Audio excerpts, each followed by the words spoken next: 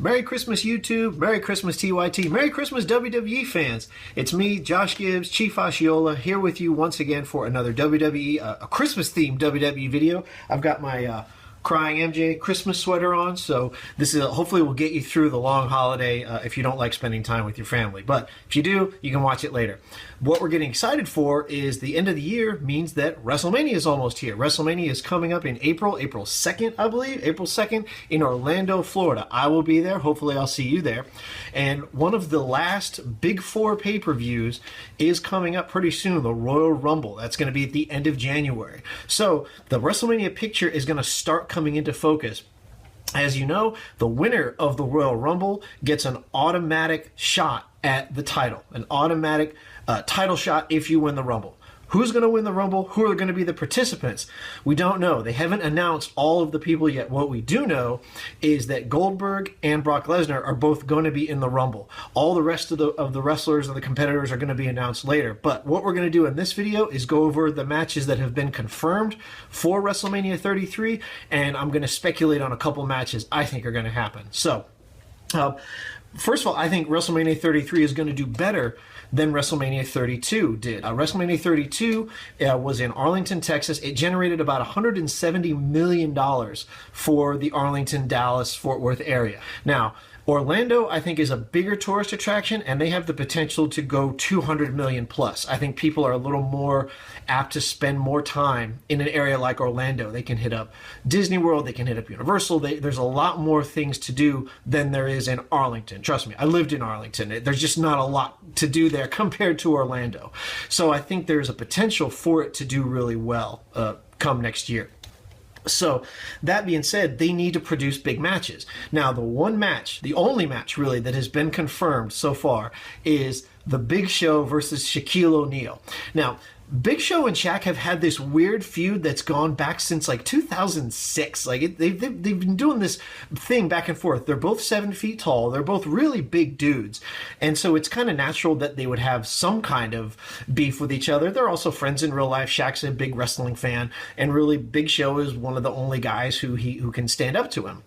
And so their match was actually confirmed at the ESPYs just a couple months ago, where they challenged each other to a match, and it was accepted, and it became the first official match that's going to take place at WrestleMania. If you've watched a WrestleMania in the past, you know that they always do this. They always have some kind of weird celebrity matchup kind of thing. Floyd Mayweather's been at one before, so it's very strange. Pete Rose was always really famous for getting destroyed by Kane at WrestleManias.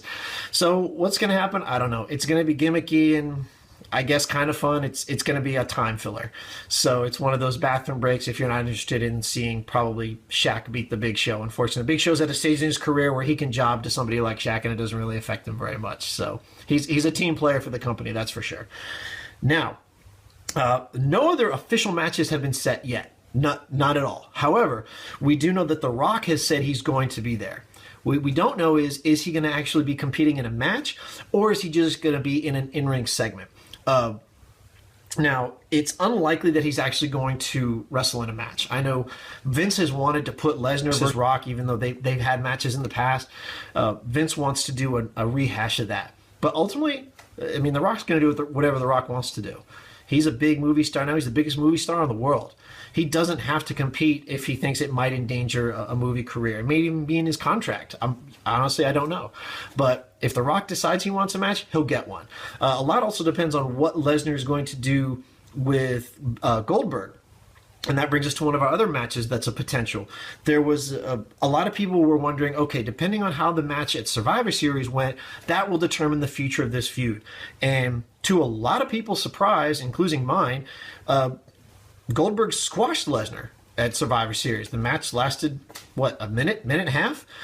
And then it was over. Goldberg was the victor. So that means now Goldberg has 2 victories over Brock Lesnar.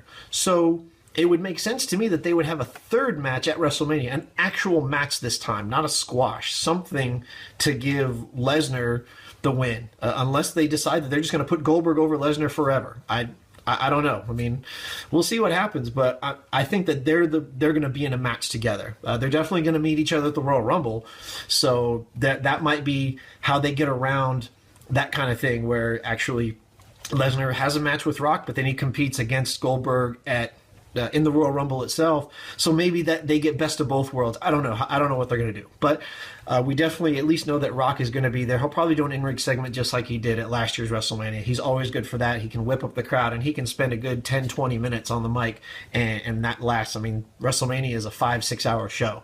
It can push to 7 if you include pre-shows and all this other stuff. So they're going to need a lot of superstars and a lot of fanfare. Next match I think we're going to see is Triple H and Seth Rollins. This is we haven't really seen much happen for this feud getting ready for it, but I think we're going to start to see that as soon as Royal Rumble in January. As you know, Triple H essentially turned on Seth Rollins and decided that Kevin Owens was going to be his new golden boy and gave him the Universal Championship. And so Seth Rollins has made it pretty clear that he wants revenge on Triple H. We haven't seen a lot of Triple H on television as of late, but I think as the WrestleMania picture starts to come into focus, Triple H will come back more. They'll start to really build that feud up, and it's something that can be really entertaining. Seth Rollins is a great worker. Triple H is still a great worker, still in fantastic shape, and I think if they have a lot of motivation to go against each other.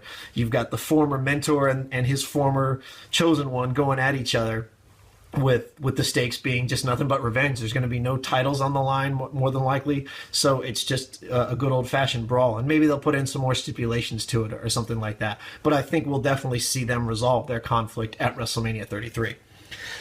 The next one is the kind of the wild card. It's The Undertaker. The question every year, who is The Undertaker going to face at WrestleMania? The Undertaker is in this great position where he faces whoever he wants. He's the most senior, tenured guy in the company. If he wants a match against James Ellsworth, he'll get it because he's The Undertaker. He gets whatever he wants. So it's interesting. It's going to be interesting to see who he chooses. Does he stick with somebody on SmackDown, or does he just kind of go off and challenge somebody on Raw?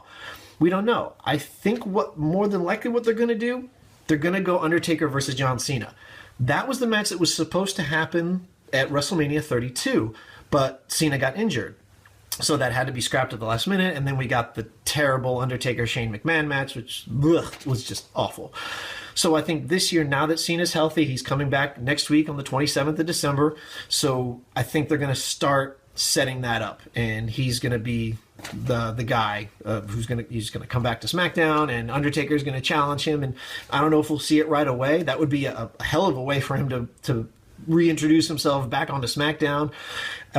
So I think Cena as being another really senior guy in the company, and maybe even being on his way out too. I think 2017 we're going to see even less of Cena than we saw in 2016, albeit that was more for injuries than anything else. But I think Cena's going to start pulling away even more. And who knows, maybe Undertaker will pass the torch off to him, essentially saying, hey, I want my last match to be with the face of the company. Whether you like him or not, that's who Cena is. He is still the highest paid. He's the guy. He runs the WWE in that respect.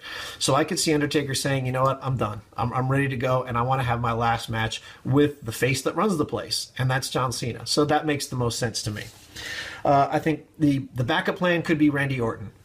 Bray Wyatt has had this weird feud with The Undertaker that he had a while back, and then he lost, and so everybody thought Bray Wyatt was going to be the new Undertaker, and of course that didn't happen. But now that Randy Orton is a member of the Wyatt family, he could be penciled in as the backup in case something happens to Cena, or if the match if it doesn't play out the way that the writers want it to play out.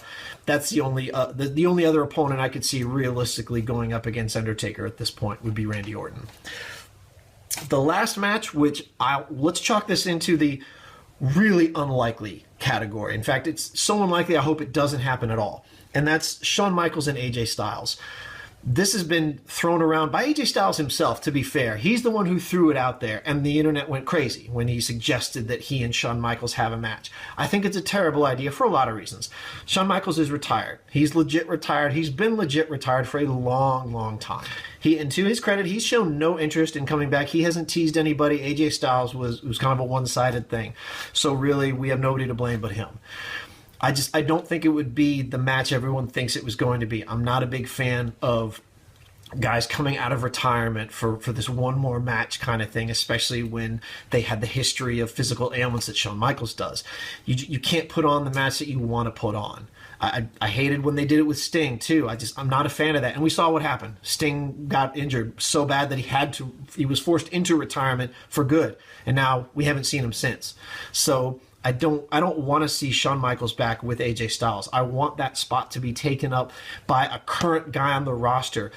Build up a younger person. Not James Ellsworth, okay? Just leave James Ellsworth out of the show. He shouldn't even be at WrestleMania. Hopefully the whole thing with him is done by this point. If you don't know who James Ellsworth is, consider yourself lucky. Stay far away from him. So I'd like to see AJ Styles versus literally anyone else other than Ellsworth or Shawn Michaels. Don't waste that spot. This is WrestleMania. It's the biggest show of the year.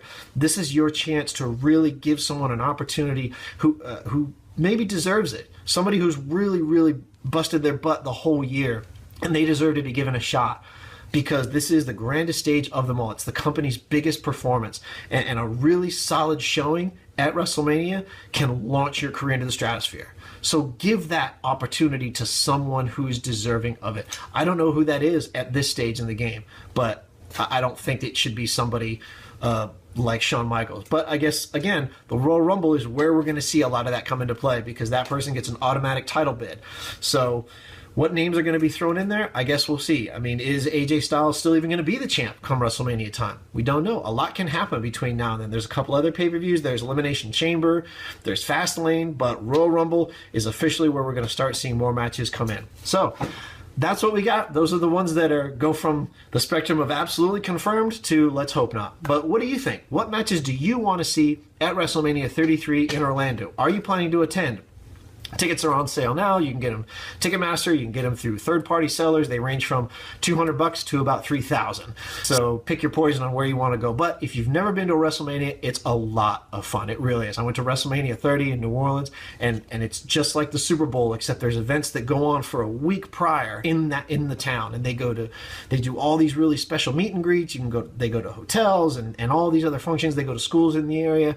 It's a really, really fun event. It's family friendly, and it's a blast. And being in a town like Orlando that lends itself to tourism, you can't beat that either. So highly suggest you go if you're able to make it, and hopefully I'll see you there. So leave your comment below. As you know, I respond to any and all comments. Have a happy Merry Christmas, Happy New Year, all that good stuff. Everybody be safe, and we'll talk to you soon.